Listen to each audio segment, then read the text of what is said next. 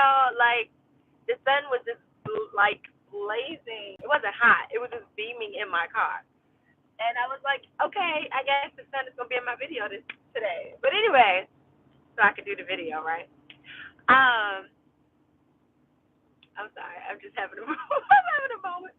Okay, so I wanted to talk about this. As you saw the title, trigger. What's your issue? Um, I went to an event at my church on Friday night.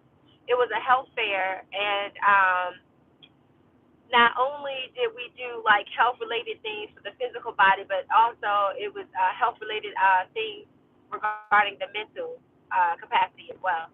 And so, yeah, it's very important for stability in every area. So I know that's the thought of the month this month about that I am content and stable.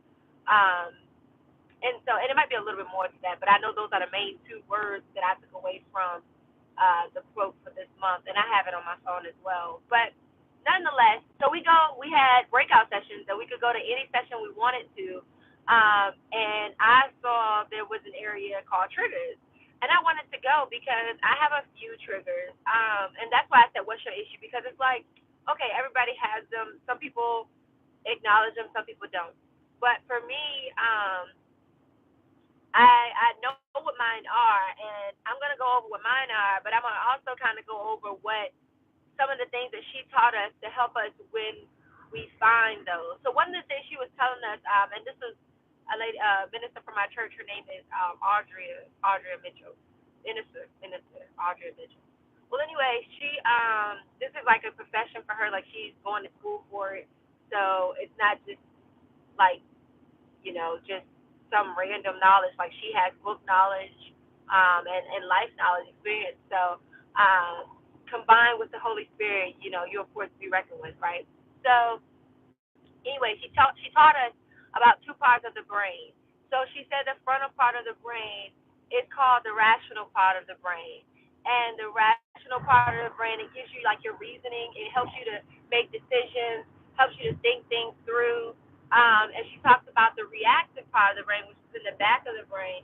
And she said that is kind of where your flight fear, I think she said fear and flight or something like that, where you deal when you're like when you're in a like an anxious place and you're like, oh my gosh, I gotta make a decision, I gotta protect myself, I gotta do it.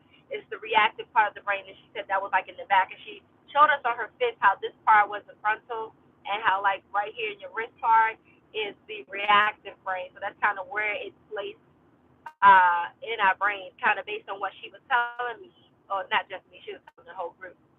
And so it was very, very interesting because you one of the things she was telling us is that we have to begin to plan how we're going to like rationalize things before we get into the reactive state of mind. You don't want to wait till you get into that place where you're anxious and you're running around, you can't figure out things to try to come up with a solution. She was telling us that you want to come up with a solution when you're in a rational state, where you're not like crazy anxious. She was like when you're calm and you're able to think things through. And that's a really good practice. I started thinking about that thing. There's a lot of things that if while I'm calm and I'm able to think things through, it's best for me to kind of come up with solutions in that place.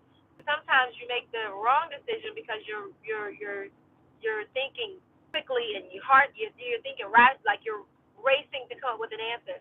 So I think that's a very wise thing that she taught us is like come up with solutions to things are triggers to you, but come up with those things when you're in a rational place. Um, and so just rational, like I said, more like relating to being calm and being able to make a sound decision, basically. All right, so I thought that was really good. So then she talked to us about what's the trigger, what triggers you, like what gets to you, what gets under your skin, what what triggers you, um, and so she had us to write down. Well, she had us to partner with another person and write down what triggers us. And she kind of went over some things that trigger her.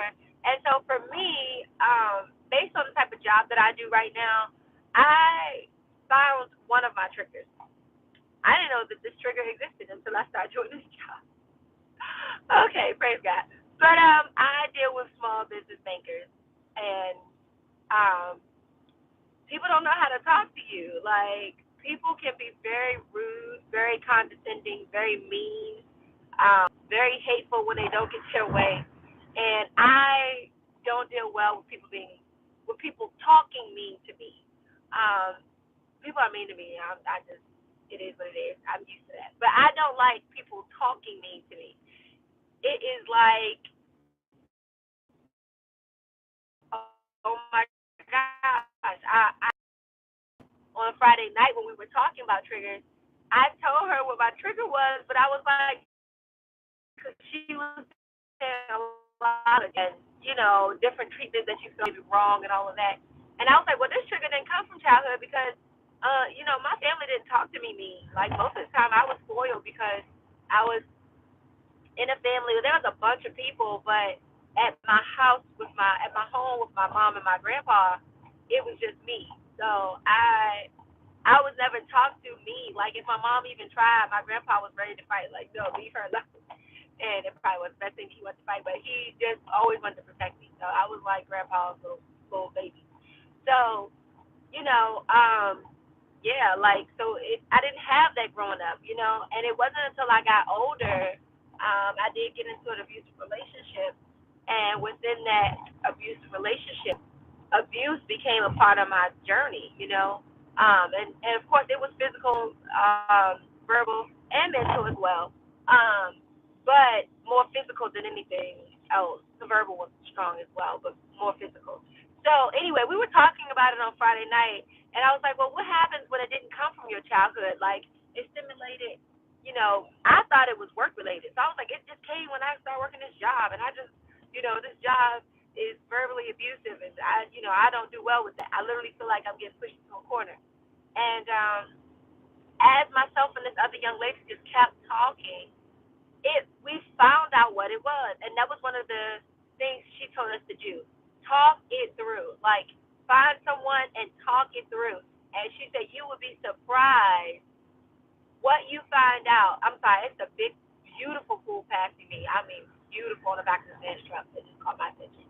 Plus, it was blue, and blue's my favorite color. So I was like, anyway, but she was like, find someone and talk it through because you will be surprised to see what you find out when you talk it through. You can kind of get to the root of that thing by talking it through. And it's so true because me and the young lady, we kept talking even when the event was over.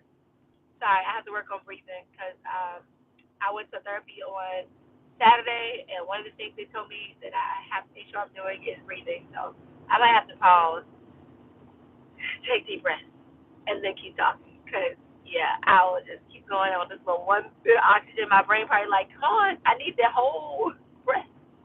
All right, I'm very animated, y'all. So please, if you can bear with it, bear with it. But if not, I understand. So anyway, all love. But anyway, so back to what I was saying. So she was like, find someone, talk it through, whatever, because that's kind of how you can find out where it came from, and then you can better rationalize it, because you'll be in a rational place versus reactive. Excuse me. So we did that, and as we kept talking, we found out where that trigger came from. It's a form of abuse, and because I didn't like being abused, it's just a different type of abuse. It may not be someone physically hitting me, but because I feel defenseless on the phones and I really can't do anything about it, it's like I'm taking the hit and kind of being backed into a corner, and it's a form of abuse. It's verbal abuse. And I didn't realize that until on Friday night. So that is one of my triggers. I do not like people talking to me in a very mean way, so verbal abuse. Another one of my triggers, and this thing I didn't have to learn this on Friday. I learned this just in life, but I did find out where this one came from, and this one is childhood related. But I do not like when people gossip or talk about people. I do not like that at all. I grew up, I was I'm still small, but I was like really skinny, big forehead, big head, just really, really skinny though. And then like honestly, I had a lifestyle. So certain things that I did, yeah, of course people will probably talk about me what that probably came from there. But physical attributes or the physical way that God made me in his image and in his likeness, you know, created me, in my mother's womb, the way that he would have me to be. And there was nothing that I could do about that. But yet people would tease, talk about, and whisper and make fun of different parts of me. And also my voice. I remember when I was in cheerleading, there was one gentleman who would always kind of make fun of my voice. And of course, there was nothing I could do about my voice. That was the voice that God gave me. That was just the voice I had, But I always, he would always pick with me because it was a lot. It was just different from other people. And he would try to make fun and like kind of mock me or whatever. And so as I got older, I could, of course, defend myself more, and kind of stand up for myself. And then I just became more confident in who I was, and my, my body parts they kind of formed into, who I am. So I just became more confident in myself, and it didn't matter what people liked or didn't like about me because I loved me. And yeah, so that's kind of where I am now with that trigger. But I do not like when people do that because I remember when I was kind of young and defenseless that people would do that and I couldn't defend myself or I didn't know how to defend myself because they felt more superior or intimidating to me. So to be in the position that I'm in now, I can identify when people are being like chatty or backbiting or nitpicking on people and just talking about people. I don't like that. Like I don't do well with people like that. Most of the time they repel away from me because I'll identify it and most of the time either I'll speak up about it or I just won't really deal with that person or those people. And so I love everybody, but I just don't do gossiping. Like I just feel like it's so immature. I feel like when you dislike something or you have something against somebody or you just don't understand somebody, you know, you just don't understand them. It's not a place to talk about them. I feel like as a mature adult, or even as a child, as a young adult, if you're not an adult yet, say you're in your teens or whatever, still learn that thing now. Learn that thing early because it's one thing to be the person that's talking about people, but one day you'll be the person that they talk about, and you will then find out it is not a good feeling. And you will then feel like, you know what, I shouldn't be that person. Like I shouldn't be the one talking about people because it doesn't feel good when it's turned around to me, you know. Um, and so there are certain situations where you may have to reach out to someone to get wisdom about something and, learn how to communicate to somebody. You might have a situation like that. In those cases, you may have to talk something through so that you have the understanding and the knowledge on how to go forth in that area. But as far as just sitting and talking about people and making fun of people and doing stuff like that, I just think that's so petty and I don't like it. So that's a trigger for me. I don't like that. Um, so those are two triggers that I know. I really know. I don't like any form of and I don't people gossiping and being chatty. Like I don't like that at all. So those are triggers for me. I'm trying to think about another. I don't, and this one is deep, but I don't like if you're in a commitment or relationship with somebody, and going outside of that, that's a trigger for me. I've been through a number of things in my life, and I've had issues myself, going throughout these years of my life, but I just, when I made my mind up for commitment, that's what I made my mind up for, commitment. And I don't appreciate that. I don't like it. I don't like to see it. I don't like to experience it. I feel even if I see it in a movie, it bothers me. Like I just feel like that shouldn't be promoted. I feel like commitment, honesty, longevity, things like that should be promoted, and not the negative of those things.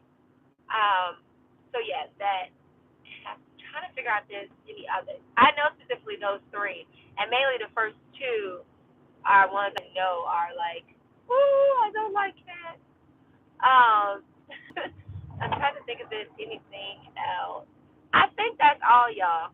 So yeah, so identifying your triggers, talking it through with somebody, finding the root cause of it, and once you find a root cause, come up with solutions when you're in a rational state and not a reactive state. Don't come up with solutions when you're running around all hectic and anxious and you don't know what to do and you're like, oh my God, I gotta figure something out. Do not come up with a solution like that because if you come up with solutions and you're in that state, it's probably not going to work. It's probably going to be frustrating. It's probably going to fail. But when you're calm, you're able to breathe, you're able to think it through, talk it through, and come up with an idea. That is the best time to come up with your solutions. Then you'll know how to react to them when you are in that position. So this is information that I learned on Friday night from my church, from Minister Audrey Mitchell. She called it triggers, and I just added what's your issue because that way you can kind of figure out what am I dealing with. Um, as I said before, my channel will not just be infertility; it will be a number of things, life, and different things that I experience. And so that's what it is.